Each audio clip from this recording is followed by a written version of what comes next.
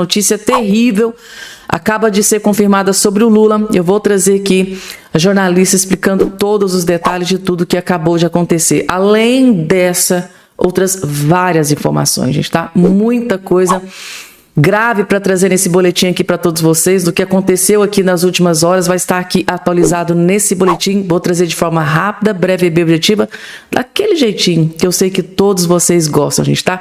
Mas claro, antes de tudo, qualquer coisa, se você é novo por aqui, já se inscreve aqui embaixo no canal da Fabi, gente. Se inscreve no canal para ficar antenado aí de tudo que está acontecendo no mundo da política, do judiciário.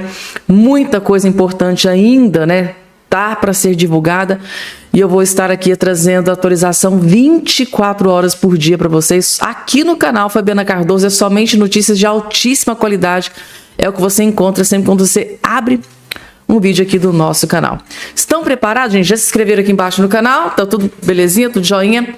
Dando início aqui com as informações. Lulinha deve estar muito preocupado.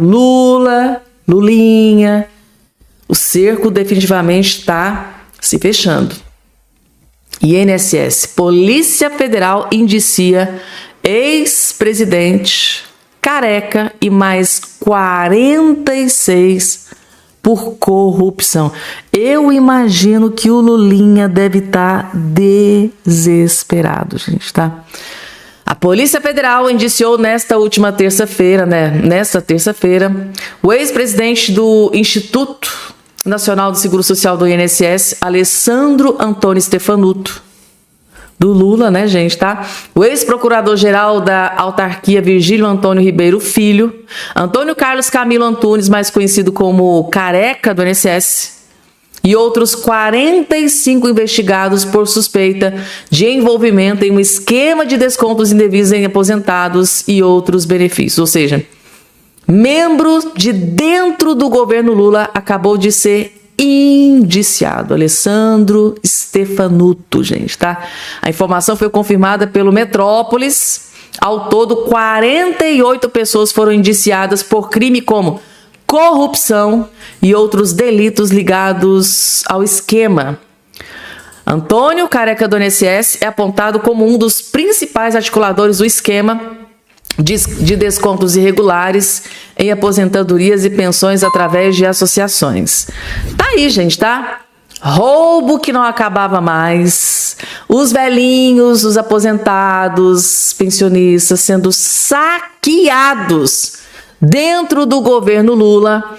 48 pessoas indiciadas, dentre elas membros de dentro do governo Lula. Alessandro Stefanuto, gente, tá?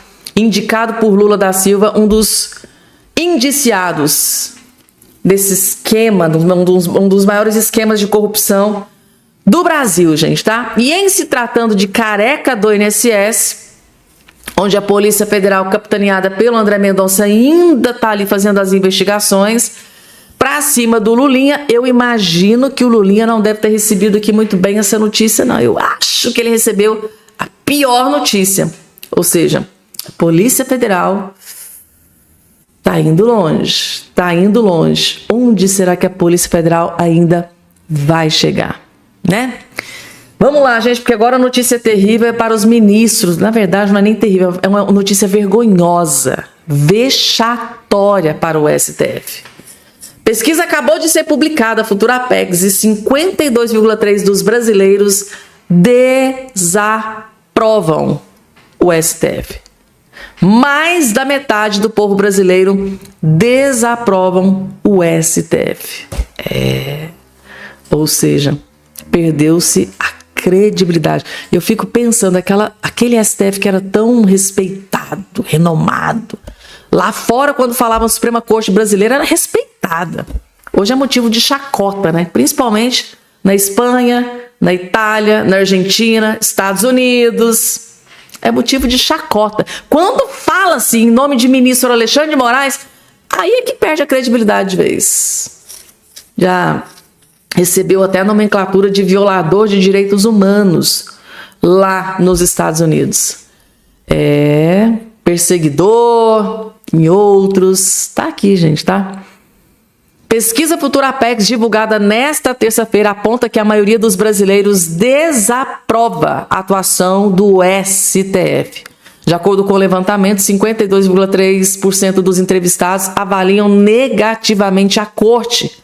Outros 35% afirmam aprovar a atuação do Supremo, enquanto 11% não souberam responder. Então quer dizer que 11% não souberam responder.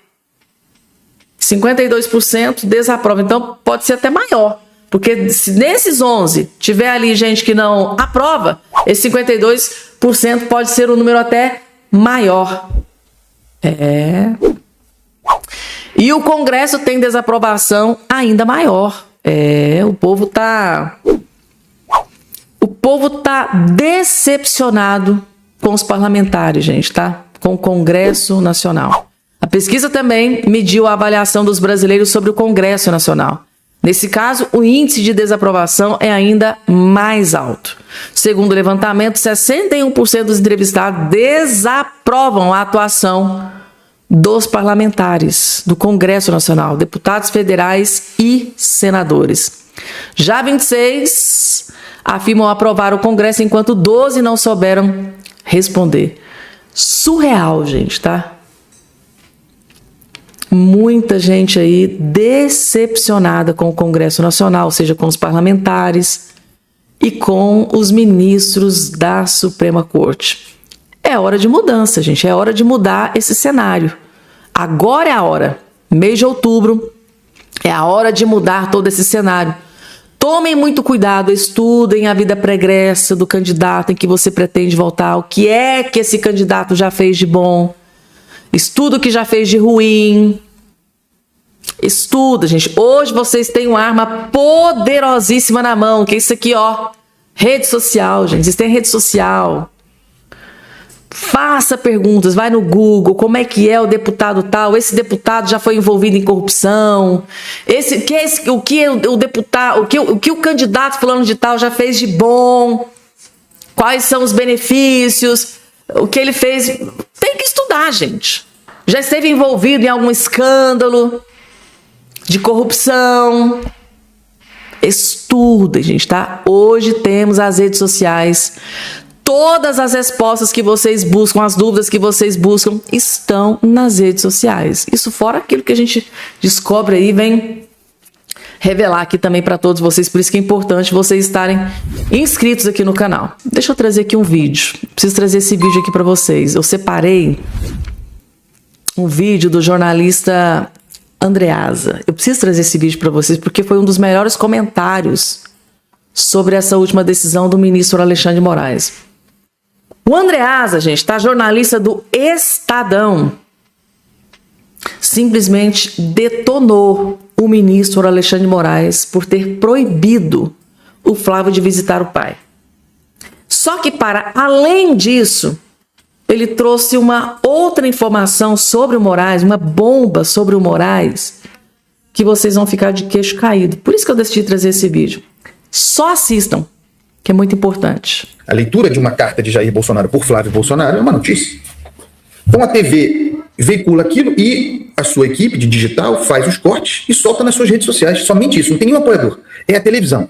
TV Globo, TV Bandeirantes, aqui o Estadão, nas suas redes sociais. Isso não é divulgação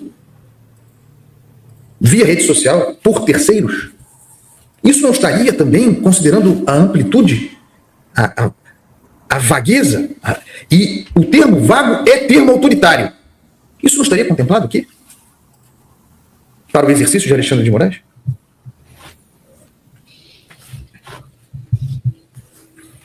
É sob essa lógica que a gente entende o silenciamento absoluto de Jair Bolsonaro. Sobre quem só tenho, repito, certezas, mas não importa. O preso também tem direitos.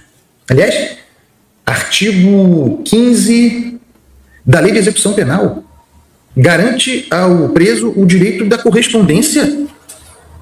Tem o direito de se corresponder, de escrever carta, de ter acesso à informação. E aí será responsabilizado pelo uso que fizerem desse direito? Eu volto aqui à questão, gente, não sejamos hipócritas. É claro que Jair Bolsonaro violou a medida cautelar. O problema é a medida cautelar. Que ela foi violada, não há dúvida. O problema é a existência da medida cautelar nesses termos. Inescapável. A alternativa sendo o silenciamento, a incomunicabilidade absoluta, a impossibilidade de mandar recados. A impressão que se tem é que estão matando o Bolsonaro vivo, né? Essa é a impressão que a gente tem. É surreal. Inclusive, eu acabei de ver um jurista também dentro da Globo News defendendo o Bolsonaro. É que agora, gente, tá? Jornalista. Inclusive, eu vou até trazer esse vídeo para vocês porque eu achei surreal. Gente, um dos maiores juristas do Brasil, tá? Defendeu o Jair Bolsonaro dentro da grande mídia. Inclusive, na verdade, ele está na Band aqui, concedeu entrevista para a Band. Bolsonaro não violou cautelares de jurista sobre carta. Grande jurista brasileiro. Isso aqui, gente, é um dos maiores juristas do Brasil. Ele acabou de afirmar que Bolsonaro foi hábil e não violou cautelares. Por que eu vou trazer esse vídeo aqui agora para vocês, gente? É muito importante que vocês saibam da verdade. Porque eu tô vendo aí, correndo aqui na boca miúda, nos bastidores, que o ministro Moraes está louco para mandar o Bolsonaro de volta para a cela, de volta para a prisão. Então é muito importante a gente ter certeza, segundo um dos maiores juristas do Brasil, de que Bolsonaro não violou as medidas cautelares. Que se isso acontecesse, se o Moraes, porventura, mandar o Bolsonaro de volta para a prisão, lembrem-se de todas as palavras desse grande jurista brasileiro. Vocês vão entender, só assistam. O presidente Bolsonaro foi inteligente, foi hábil, mas não violou a determinação da sua prisão domiciliar. Porque quando o ministro Alexandre de Moraes, que é, portanto, o relator na primeira turma do Supremo Tribunal Federal, que é órgão de execução da pena privativa de liberdade imposta nos autos daquela ação penal 2668, Vitor, que foi a ação penal originária que o Supremo Tribunal julgou para avaliar a culpabilidade dos envolvidos na chamada trama golpista, no núcleo crucial da trama golpista. Eu vou me permitir ler aqui um trecho da decisão em que Moraes estabelece restrições. Isso foi a decisão de Moraes de 24 de março, Vitor, deste ano, 2026. Diz ele: proibição de uso de celular, telefone ou qualquer outro meio de comunicação externa, diretamente ou por intermédio de terceiros, nas hipóteses autorizadas de visitas, deverá ser realizada vistoria prévia, sendo que celulares ou quaisquer outros aparelhos eletrônicos deverão ficar em depósito com os agentes policiais que estiverem realizando a segurança. Ponto 8. Proibição de utilização de redes sociais, diretamente ou por intermédio de terceiros. Ponto 9. Proibição de gravação de vídeos ou áudios, diretamente ou por intermédio de terceiros. Então você note que, embora é claro, me parece evidente que o ministro Moraes esteja dizendo nenhum meio de comunicação será admitido para com o mundo exterior, a decisão de Moraes de 24 de março de 2026, ela não trata de cartas escritas de próprio punho pelo detento, pelo apenado, no caso o ex-presidente Jair Bolsonaro, endereçada para leitura por parte de um dos seus filhos que estão autorizados à visitação. Então, eu creio que essa manifestação, reduzida a termo pelo deputado Lindbergh Farias, ela terá que ser apreciada, claro, depois do parecer emitido pela Procuradoria-Geral da República, pelo ministro Alexandre de Moraes, no sentido de que... Tá aí, gente. Então, segundo, né, um dos maiores juristas do Brasil, inclusive jurista que dá entrevistas aí para Globo News, para Band, SBT News... Ele é muito requisitado, tá? Um dos maiores juristas do Brasil. E o que ele está dizendo aqui é basicamente que o ministro Alexandre de Moraes cometeu um erro gravíssimo ao tomar essa decisão em proibir o Flávio Bolsonaro de visitar o pai por 90 dias, ou seja, até a eleição, por causa dessa carta, por causa da carta. Deu para vocês entenderem? E ele explicou todos os detalhes. Por que ele entende no entendimento dele, que é um dos maiores juristas do país, o Moraes não poderia ter tomado essa decisão tão drástica. E eu acho, gente, tá, que tudo que ele acabou de revelar que vai de encontro ao pensamento de uma ala do STF também. Porque tem ministros lá dentro do STF, saiu no Globo ontem, que ficaram chocados, né? Uma ala do STF não entendeu por que o Moraes tomou essa decisão drástica. Uma ala do STF também viu que a medida foi precipitada, drástica. E aí, gente, tá? Ministros da Suprema Corte também entenderam que foi uma decisão precipitada, equivocada. Não é fácil, não. E agora, gente, deixa eu trazer aqui para vocês, acabou de sair aqui na imprensa, 3 notícias terríveis para Luiz Inácio Lula da Silva. A primeira é essa que eu estou colocando aqui agora na sua tela. E essa aqui é a mais tranquila, as outras duas, então, são terríveis. Nova pesquisa, Futurapex, Lula é rejeitado por 47,6% e Flávio Bolsonaro por 45,4%, ou seja, 2 pontos a mais do que Flávio Bolsonaro. Pesquisa revela que 47,6% rejeita Luiz Inácio Lula da Silva. E essa notícia, gente, caiu como uma bomba dentro do Congresso Nacional. E para acabar de completar, ainda tem aqui, saiu na imprensa, gente, que vergonha, que vergonha. Segundo aqui jornalista, tá? O PT vê o PT vê recuperação de Flávio entre jovens e evangélicos, tá? Tá aqui, gente, tá? O PT extremamente preocupado com a recuperação do Flávio Bolsonaro entre os jovens e os evangélicos. Eles acharam que o vídeo da Michelle Bolsonaro, né, e o Flávio ia perder espaço com os evangélicos, muito pelo contrário. Ele foi subir nas pesquisas com relação aos evangélicos. E aí, gente, o clima é de desespero no Palácio do Planalto. A esquerda está devastada com essas últimas pesquisas que saíram aqui há poucas horas. Tá acreditando, não? Veja aqui, a própria jornalista revelando o desespero da equipe de campanha do Lula e do PT. A gente vai de apuração por aqui ainda sobre esse assunto. Essa nova rodada da pesquisa BTG Nexus levou o PT a rever a leitura sobre o desempenho de Flávio Bolsonaro entre um grupo, na verdade 2 grupos de eleitores, jovens e evangélicos. Integrantes do partido avaliam que o senador voltou a avançar nesses 2 segmentos, enquanto a aprovação do governo permaneceu abaixo do esperado. E isso após as ações de propaganda realizadas pela Secretaria de Comunicação Social da Presidência em junho. Esse movimento chamou a atenção porque atinge grupos considerados estratégicos para a disputa presidencial, e o recorte por idade, vamos lembrar, considera eleitores entre 16 e 24 anos. Bom, dentro do PT, pelo que eu apurei, o incômodo é ainda maior com os novos resultados da avaliação do governo. Dirigentes esperavam que a campanha institucional de junho produzisse uma melhora mais visível na aprovação da gestão, o que não aconteceu. Uma das hipóteses discutidas internamente é que a Copa do Mundo tenha reduzido a atenção destinada à publicidade institucional. Dirigentes, porém, reconhecem que ainda é cedo para saber se o problema foi a concorrência com o torneio ou a dificuldade das peças em alterar a percepção do eleitorado.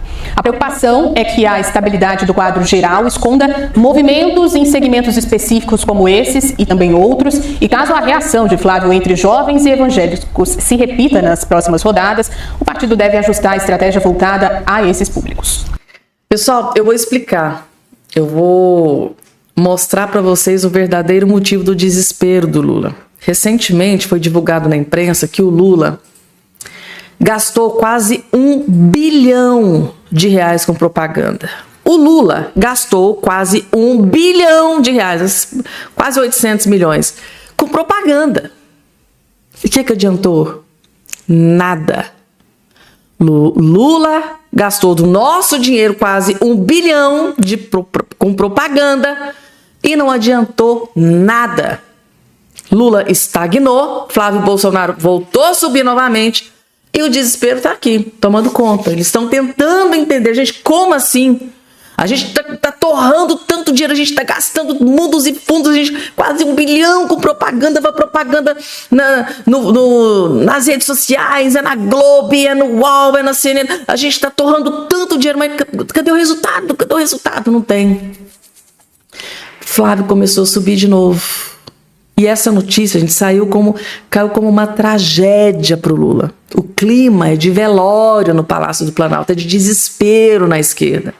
Eles estão devastados. Acho que eles pensaram assim: torra dinheiro, gasta dinheiro, propaganda.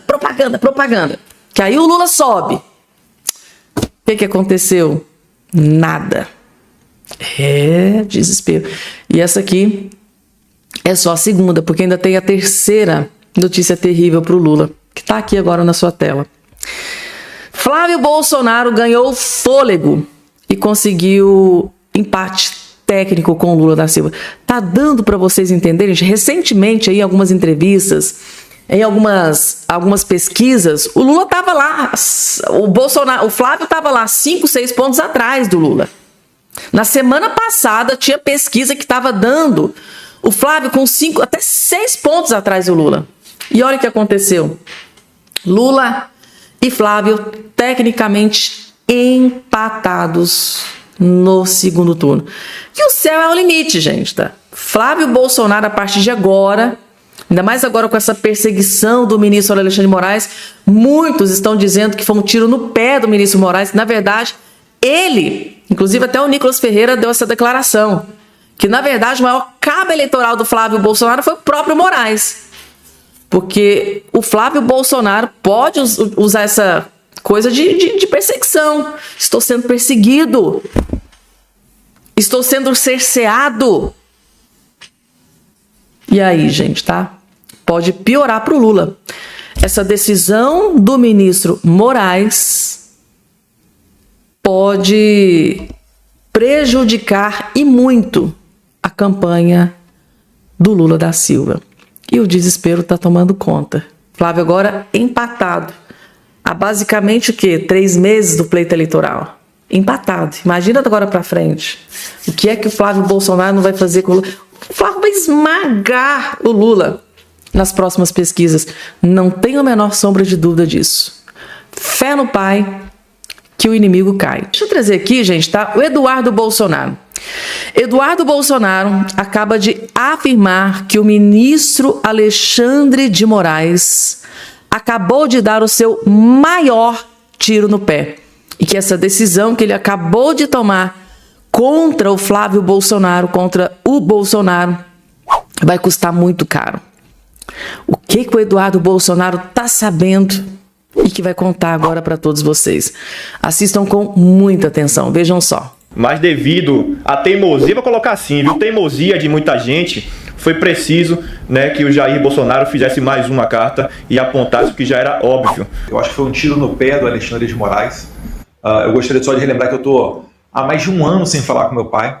Tá? O que o Moraes está fazendo contra o Flávio, ele já fez contra mim também. Tá? Não é a primeira vez. Vai lembrar que quando foi posta a tornozeleira eletrônica no meu pai, quando foi decretada a derrubada das suas redes sociais, né, que ele não poderia participar mais das redes sociais, isso tudo foi feito naquele suposto inquérito, ou melhor, no inquérito para supostamente investigar os meus crimes de coação, incitação à guerra contra o Brasil e outras tantas baboseiras que eles conseguem inventar, que somadas poderiam me levar a mais de 20 anos de cadeia.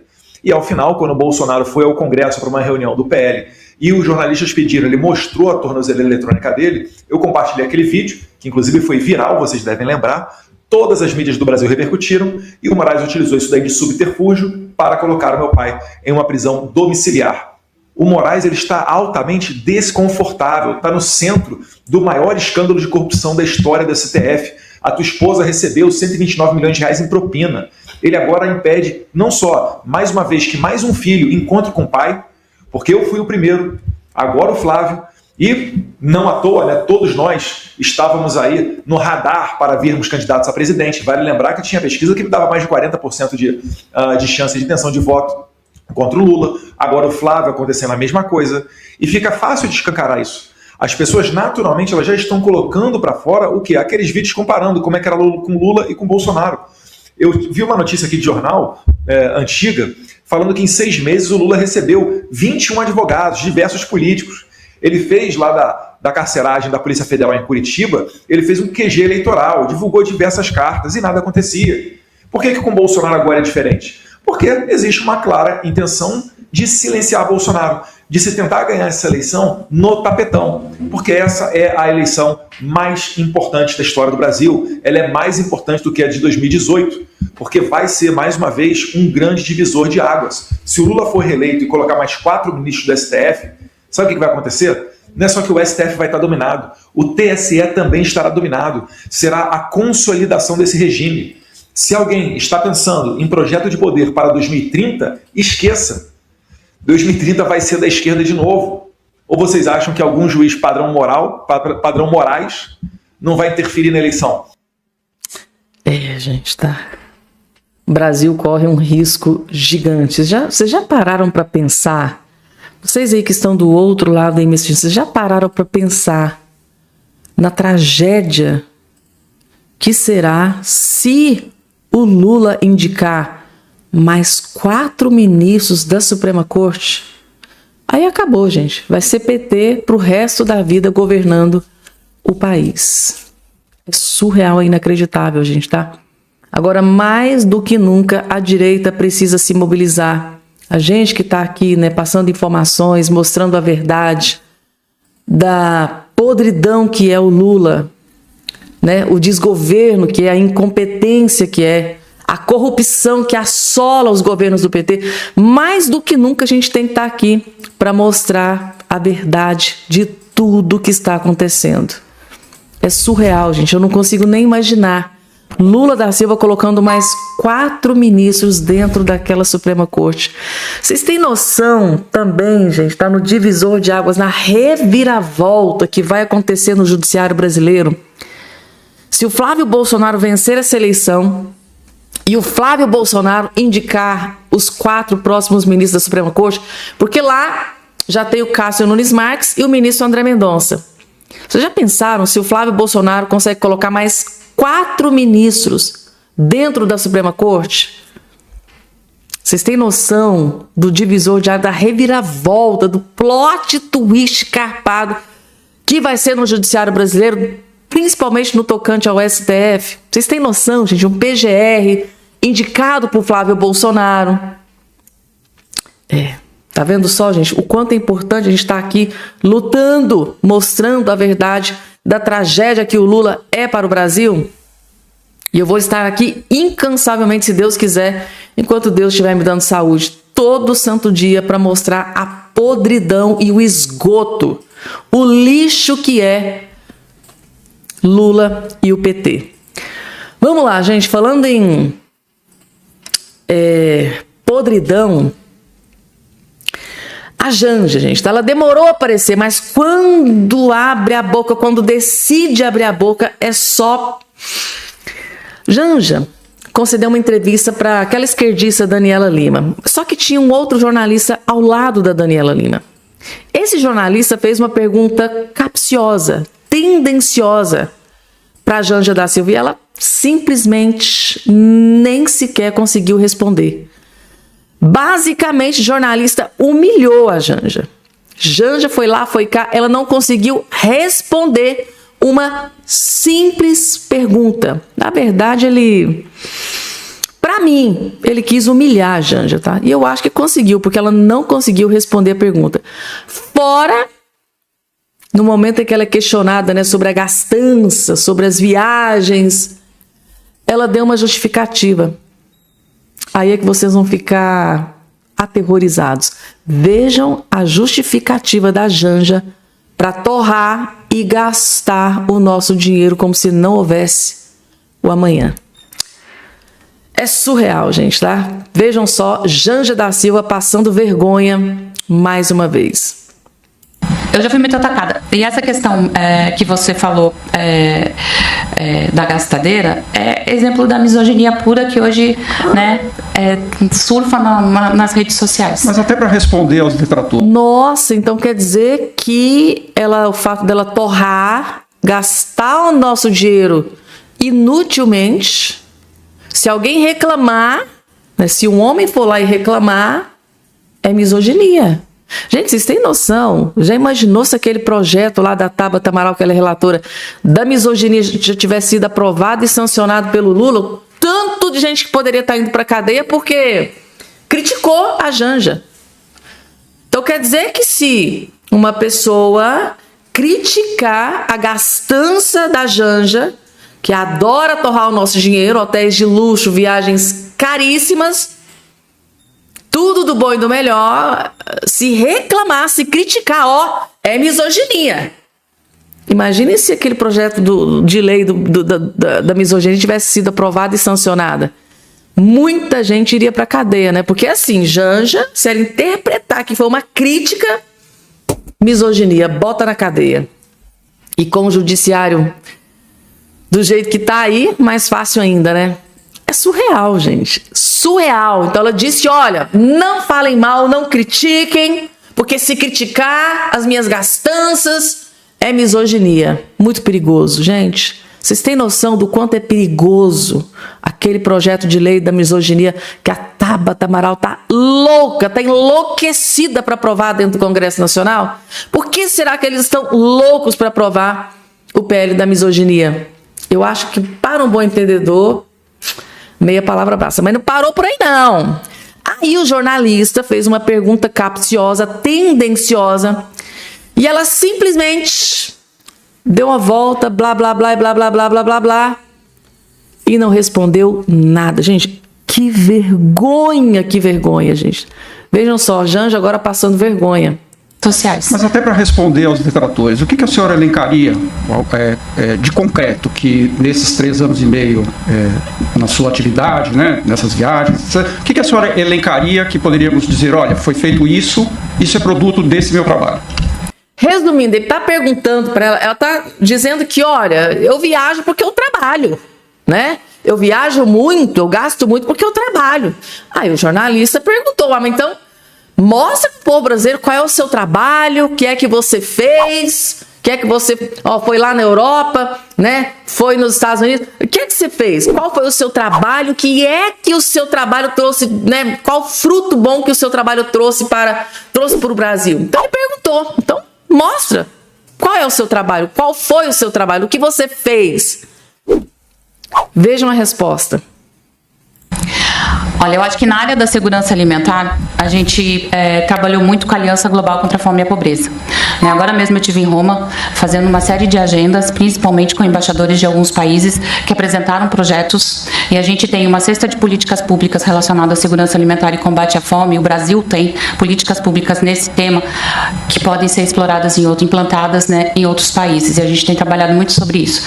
Eu viajo, faço muitas visitas, faço relacionamentos. Eu acho que eu trago da minha formação, dos meus anos de profissional, né, na área de responsabilidade social e sustentabilidade, de fazer esse papel de articulação. Eu acho que algumas coisas que aconteceram, eu não vou ficar aqui jogando, né, confete aqui na minha, mas muitas coisas que aconteceram foi dessa articulação que eu gosto de promover, de sentar as pessoas para conversar. A parte que mais me tocou foi a parte que ela disse, eu faço relacionamentos. Sim, faz relacionamentos, né, com Lula principalmente. Ganhou na Mega Sena, né? Faço relacionamento. Se relacionou com Lula e basicamente o que? Ganhou na Mega Sena, né? São milhões e milhões que essa mulher torra, gasta, basicamente todo santo dia do nosso suado dinheirinho, gente, tá? É um tapa na cara da sociedade. Não pode criticar, não ouse criticar, porque é misoginia. E daqui a pouco misoginia vai ser crime, tá? Passível de cadeia, prisão. Ai, gente, é surreal. Ela falou e não falou o que ela trabalhou, qual que é o trabalho. Eu acho que o jornalista deve ter pensado assim, meu Deus do céu, que primeira dama que esse povo tem. É isso aí, gente, passando vergonha, Janja passando vergonha, né? Falou e não disse absolutamente nadica de nada. Que vergonha, gente, meu, que diferença. de Michele Bolsonaro fazendo, né, que fez aí um belíssimo trabalho à frente do PL Mulher, responsável por emplacar muitas mulheres agora, né, se candidatando a cargos importantes estaduais, federais, Senado Federal. Que diferença, gente, tá? Que orgulho que dá ter uma Michele Bolsonaro na direita, né? Olha essa vergonha aqui, gente, meu Deus.